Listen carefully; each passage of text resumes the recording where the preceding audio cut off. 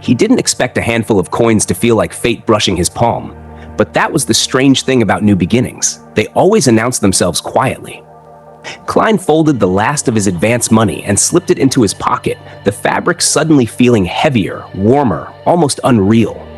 Moments ago, he had walked into Mrs. Oriana's office only to hear a piece of her past she had never intended to share. 16 years ago, she had almost died. If the Nighthawks had not come in time, I would have been the sixth victim. She said it with a stillness that did not belong to ordinary life. A sentence carved by survival, a truth buried so deep it had become a steady part of her bones. Klein nodded, but inside, something shifted. That quiet admission, unembellished, almost resigned, reminded him how thin the wall was between the mundane world and the darkness crawling under its floorboards. How people who looked peaceful had already walked through storms he could not yet imagine. He stepped out of the building, inhaling the faint scent of coal and damp stone, and headed to the armory office to meet the man who would be his gateway into the supernatural world, Old Neil. The room was small, dim, packed with dust and yellowing papers. A cracked gas lamp cast a slow, trembling glow across stacks of history texts and strange diagrams pinned to the wall. And there, hunched under the lamp, was a hoary elder in a black robe, reading with the kind of tender concentration people usually reserved for prayer. Neil looked up with soft eyes that almost smiled on their own. "Avoiding coffee after 3, he said without prompting, "isn't about sleep. I'm afraid it would affect my sanity. It will make me hear the murmurings of the unknown existence." He said it so casually that Klein froze. There was no drama, no warning, just truth, as if he were advising a youngster about indigestion. Klein presented Dunn's note, and the old archivist waved him closer with the gentleness of someone who had already buried more secrets than bones. A scattered set of papers lay on the table, their edges yellowed, the ink faint but firm. "Fragments of Emperor Roselle's diary," Neil said proudly.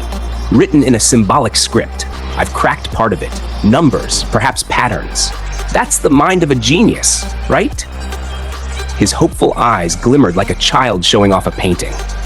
Klein humored the idea, until he actually looked at the pages. The world snapped into silence. The symbols weren't symbols. They weren't codes. They were characters burned into his memory since childhood. Simplified Chinese, his own language, his origin. His proof that the impossible had not just touched this world, it had already lived and ruled here. Roselle was like him, a transmigrator, a senior. Someone who had walked this path decades before Klein even took his first breath.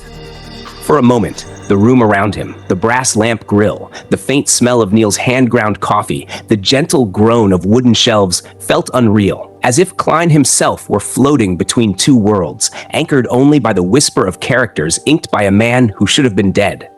He read further. The Emperor's tone was proud, regretful, lonely, and painfully human. A blue sky experimentation and a chance mistake made me discover the pathetic fellow lost and trapped in the deep darkness amid the storms. A hint, a warning, the echo of something far above human reach. Another entry struck him like cold water. The key thing about potions is not about grasping them, but digesting them. And the name of a potion is the key to digestion. A truth the church guarded like a heartbeat. And Roselle wrote it down like a man trying to leave his younger self crumbs in the dark. Klein kept reading. The Emperor's humor, his arrogance, his tenderness. Even my Chinese is written like a translation. 4 decades have passed in a finger snap. This wasn't the diary of a ruler. It was the diary of a man clinging to the last thread of the world he once called home. Questions swarmed Klein. Who was the being Roselle found? What was acting? What was the forsaken land of the gods?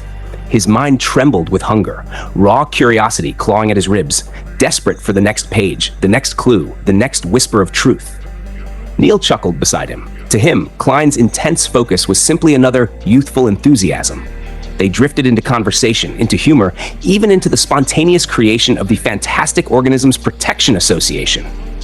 A joke born from 2 people who knew the world was losing its extraordinary species one by one. Dragons, giants, elves, fading into stories, like everything that once made the world feel bigger than its borders. Yet in that moment of camaraderie, Klein felt something shift inside him. A thin thread pulling him deeper. The world was revealing its teeth, but also its hidden warmth. And then Neil examined his approval slip, teased him about gentlemanly etiquette. "We can't let you have something bulging below your waist in public," and vanished into the back room, leaving Klein alone with the pages. The silence wrapped around him like a cloak. Those diary fragments weren't just relics. They were relics written for him. A door cracked open, a path illuminated by someone who had walked it alone. When Neil returned, he brought bullets, ordinary and demon hunting, an oxhide armpit holster, and a temporary badge. The demon hunting rounds gleamed under the gas lamp, their silver edges catching the faintest hint of blue. Practical beauty, forged to kill nightmares. Klein equipped himself awkwardly, earning an approving nod. "My judgment is as accurate as usual." And yet, as he left the room, the excitement in his chest was so overwhelming that he forgot to ask the questions burning on his tongue. About sequences, about potions, about everything Roselle hinted at. The universe, however, had its own timing. On the staircase, he met a man descending slowly, framed by warm amber light. Black hair, green eyes, a calm that felt like a poem written in human form. Leonard Mitchell. Sequence 8, Midnight Poet. He looked like the kind of person who walked between stanzas. "You have a special disposition," Leonard murmured. Klein brushed it off, but the words sank deep. Special, seen, touched. Leonard's gaze lingered a second too long, then the two parted. Klein did not witness the moment Leonard paused midway down the stairs, looking at the empty air as if listening to someone invisible. "Did you manage to notice anything?" Silence. Then a reply in a voice only he could hear. "Indeed, there's nothing special about him." The world was watching Klein, and he didn't even know it. He returned to the reception hall just in time for Rozanne's bright smile and Dunn's message. He could take the weekend off to settle his household affairs.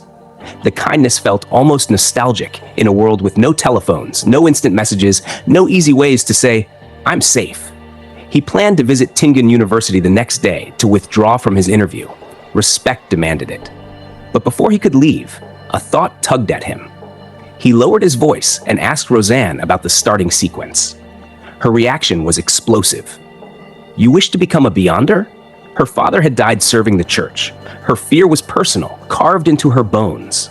The enemies of Beyonders are not just cultists, but themselves. Her voice cracked between fear and admiration, warnings and pride. Klein was patient. He reassured her, guided her back to calm. She explained what she knew, rare fragments of knowledge stitched together by memory and grief. Only around 30 Beyonders existed in Tingen. Most were Sequence 9. Sleepless was the church's starting point. "One who does not need to sleep at night," she said, before muttering, almost sheepishly, that sleep was a divine blessing anyway. Her storytelling grew vivid as she described her father's abilities, seeing through darkness, growing stronger in the night, using demon-hunting bullets with trembling hands because even courage had limits. Sequence 8, Midnight Poet. Klein had already met one. Sequence 7, Nightmare. And Klein knew exactly who that was.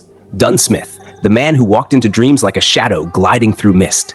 He asked about a different path, one carved by knowledge, curiosity, secrets. Rozanne thought for a moment, then offered, Sequence 9, Mystery Pryer. The name fit him. A seeker, standing at the edge of truth. Klein left the hall with more clarity and more longing than he expected. On the stairs, he stopped and pulled out 12 pounds, held them like proof, his own victory, his own breath of freedom. According to the customs of the foodaholic empire, after earning money, one must treat family. And Melissa deserved a feast. Something warm, something normal, something untouched by the shadows creeping closer every day. Walking down Zoudeland, feeling the warm, humid air cling to his skin, he made the kind of mistake only a dreamer makes. He forgot how much money he had in change. Which was how he found himself standing in front of a carriage with only 3 pence left. The ride cost 4.